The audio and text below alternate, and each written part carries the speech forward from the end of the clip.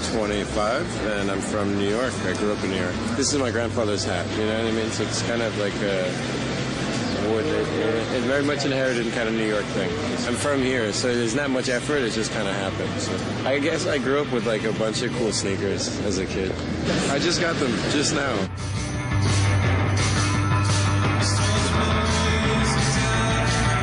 Qualquer cidade grande, você não pode perder tempo com nada.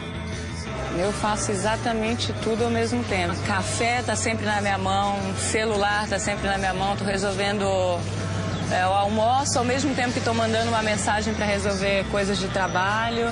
Já tô pensando em outros. Se eu pudesse dividir a cabeça em duas para poder resolver trabalho e vida, né, pessoal, seria o ideal para mim, mas eu ainda não consegui.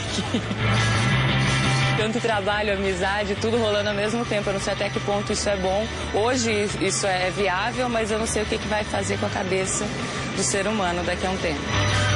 Em relação à criatividade, você fazer milhões de artes, eu acho que é extremamente saudável.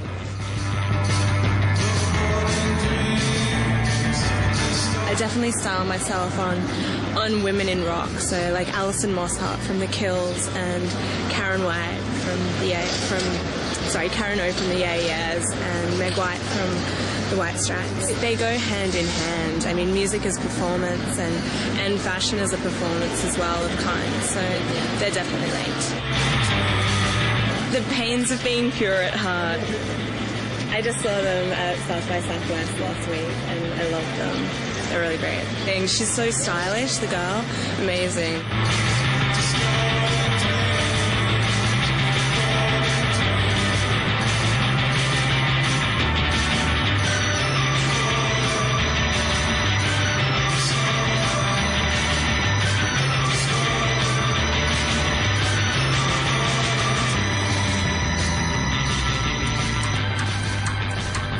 I never show my belly button.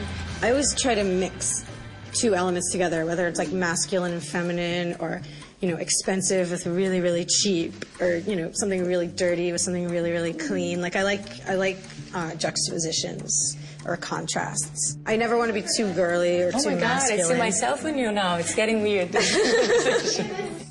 Ela é designer de joias, artista, stylist, e como se não fosse suficiente, ela ainda toca bateria numa banda.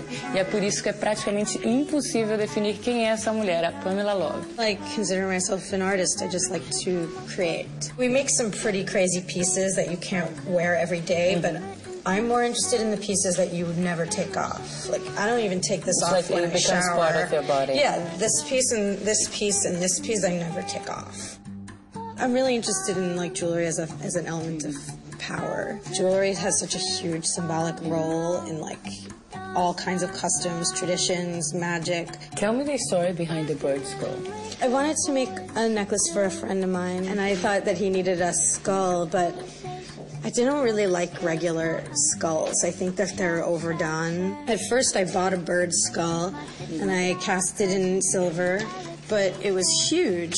So I tried to find a smaller bird skull to cast, but I had to carve it. And so this turned out to be one of my most popular pieces. Whenever I'm not here, I'm playing music with my band. We're about to go on tour next month in the United States. That's your second passion, right? It's all the same for you. Music is actually my first passion. Oh. You made it sound like it was jewelry. Like so there's something no, there. making things is my first passion, whatever form it takes.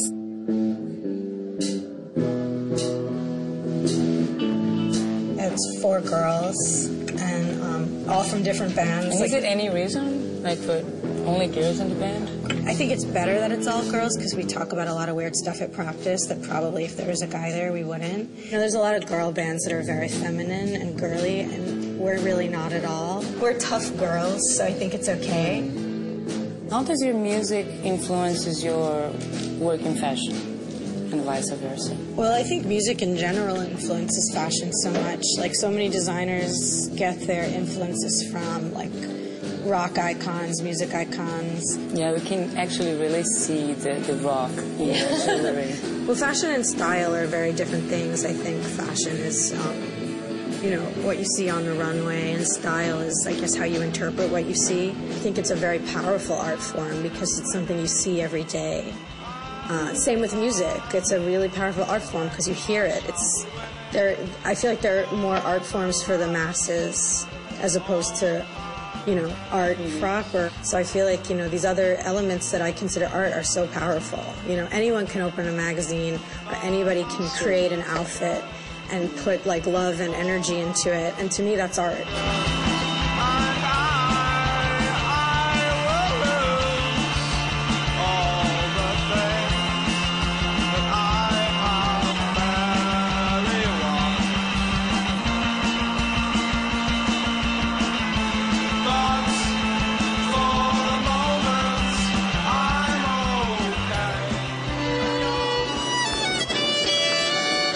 The music that I do is classically based, but also it's kind of R&B-ish, type of folky in a way. I don't know how to categorize it, but it's nice music in my opinion. I'd say it's more improv and off the cuff and just whatever I'm feeling. If it's sunny out, something happy, and if it's sad and gray, something somber. Like today, it would be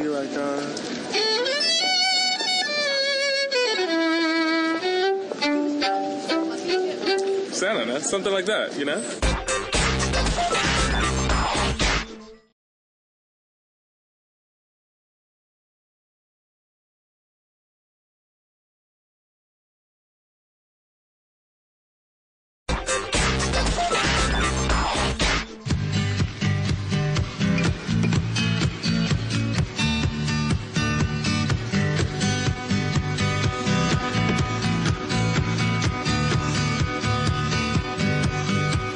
I love fashion, so it's kind of natural to, just have fun with it, really. Just bought that, so I put it on straight away because it's getting hot in a big jacket. I like to be funky, I guess.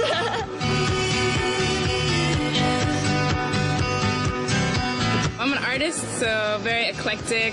I'd say slacker, chic, vintage, grown-up hipster, I like to say. It changes all the time, though. Today, just super laid back, gray t-shirt, jeans, can't go wrong with that, with the classics. I've been rocking the mohawk for a year now. Once you have mohawk, it's the easiest style, so it's kind of hard to change it up. But I used to have an afro, I used to straighten my hair, so yeah, I guess it changes up.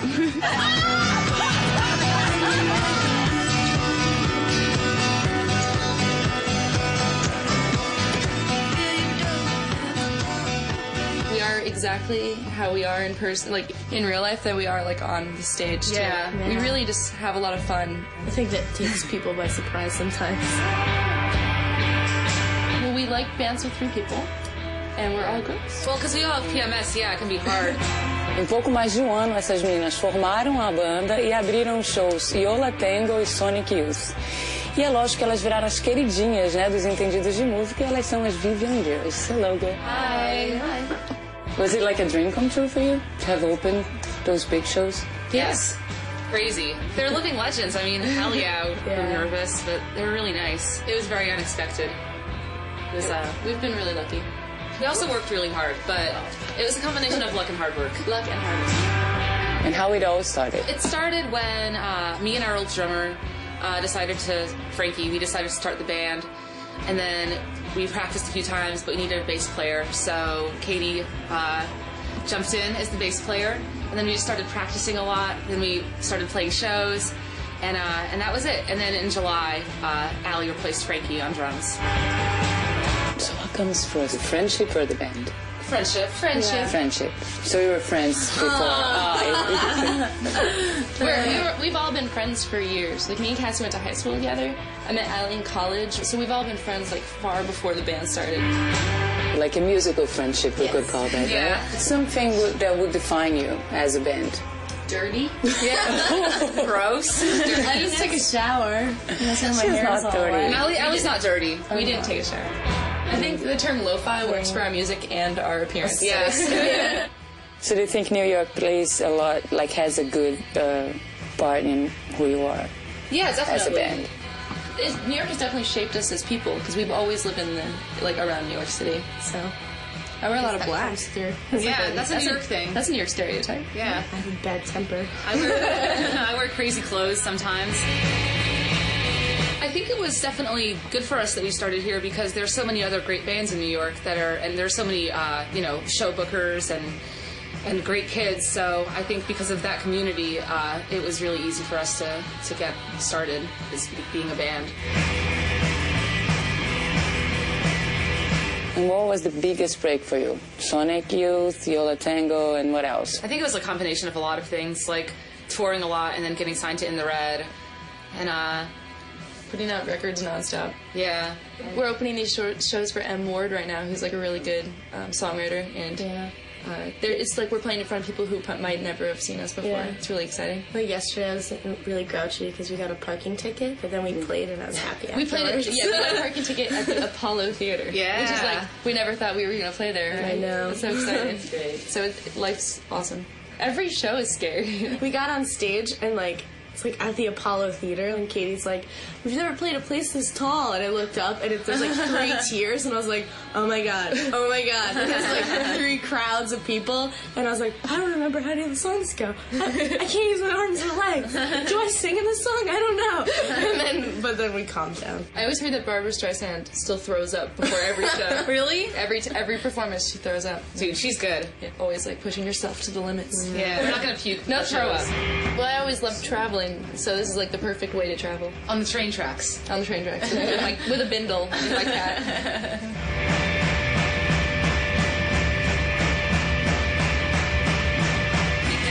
Usually with the Vivian Girls, I like to switch between sort of single portraits and then trying to get the group, and then working a lot with the light in the background, because I feel that where they are playing is a big factor in sort of how the photos feel. You're looking at a performance, but you're sort of filling in the sounds and the experience, since you're not there, with what's around them and sort of their expressions and stuff.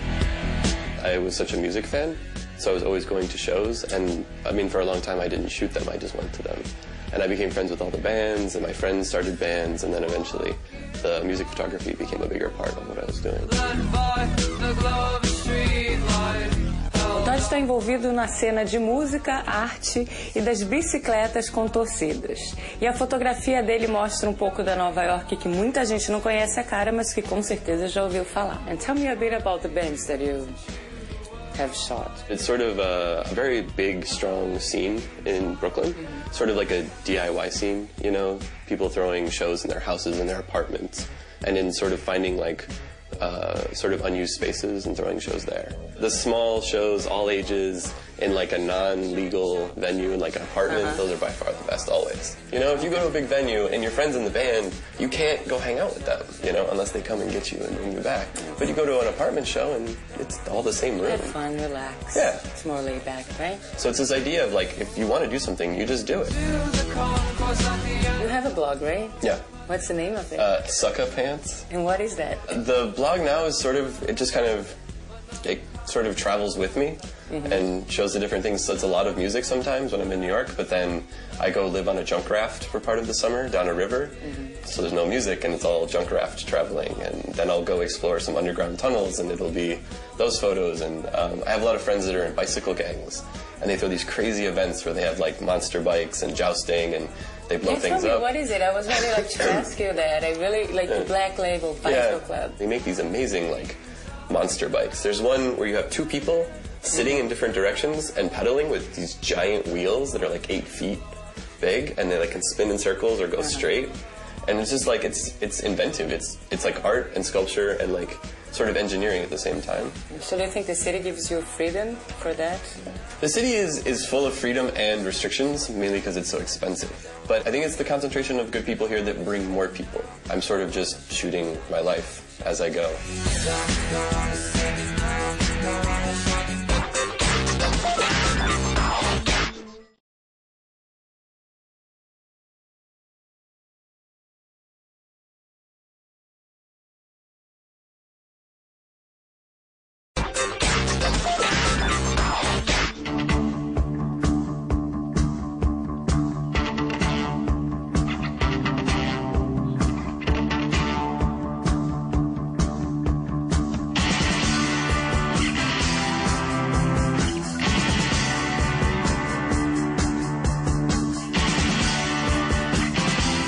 guess it changes like every day, pretty much. It depends on how I feel, I guess. Depends on how I dress. So I try to do a lot of thrift shopping and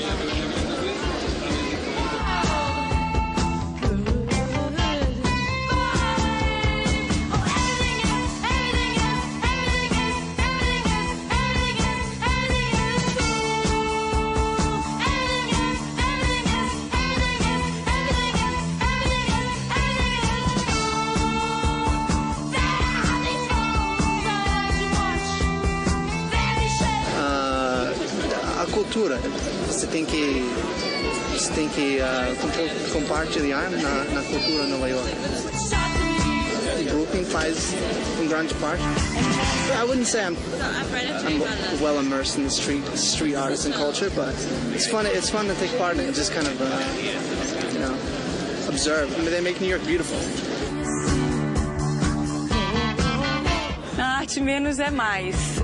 Coisas simples de época de escola que a gente nunca imaginou. É isso que eu falo. Quem tem veia artística pega uma coisa muito simples, coisa que já passou na minha cabeça, que eu já deixei lá para trás, coisa que de repente você já passou, já teve a oportunidade de dar de frente com isso, já esqueceu também.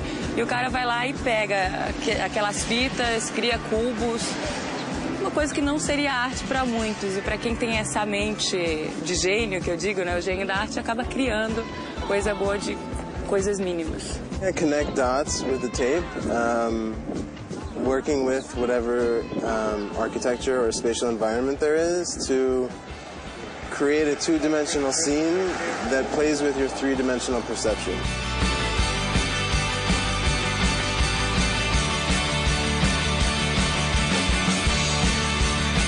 It's a blank canvas and it's already got so many things set up for me to work off of.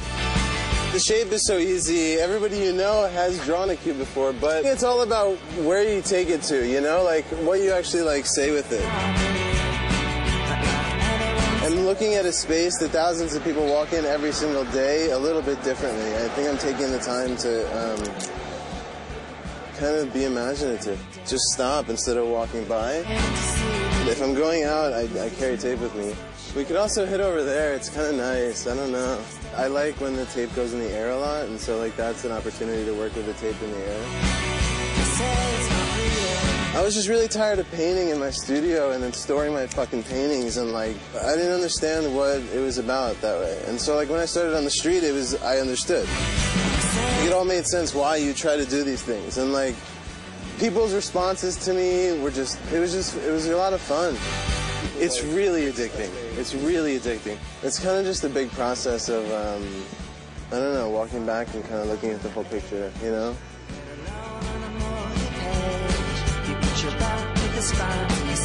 All planning of it is done while here.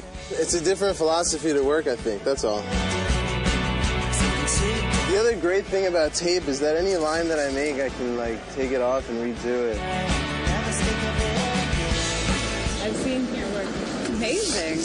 It's like the alternative to spray painting.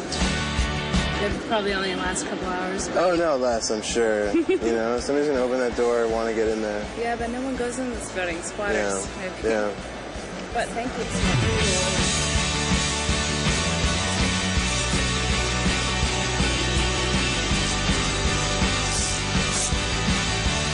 It depends where it's at, really. Some of them I see people take them down immediately, like while I'm walking away. So it depends on the person, it depends on weather. I have one up that's been 9.5 months, almost 10 months. I'm being a little bit more ambitious, I guess. I'm doing more scenes and doing more narrative stuff than like leaving one cue. All the lines are connected, and so it's like if you take one line down, it all kind of crumbles. I like that it doesn't stay just because it has to, and it's done permanently and you don't have a choice. I think that's really nice to me. I'm really obsessive compulsive about things. Sorry, I mean, it's done. I'm just obsessing about this one little line. All right, I'm done. I'm done. Yeah, I'm done. I'm done. Don't check me out, don't check me out, don't check me isso que o Akashi Nihalani faz, transforma uma coisa simples em uma coisa bacana de se ver. Se você ficou interessado no trabalho do Akashi, entra no blog do It, que tem muito mais informação.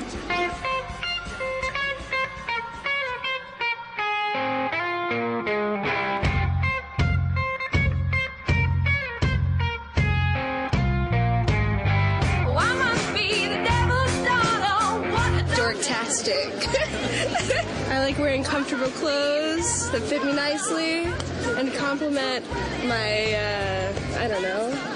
How would you describe my style? You wear a lot of like neon, not neon, but like bright colors. I like leopard print. I love animal print. She's kind of like a wild jungle woman who's blinged out. I'm a wild jungle woman who's blinged out.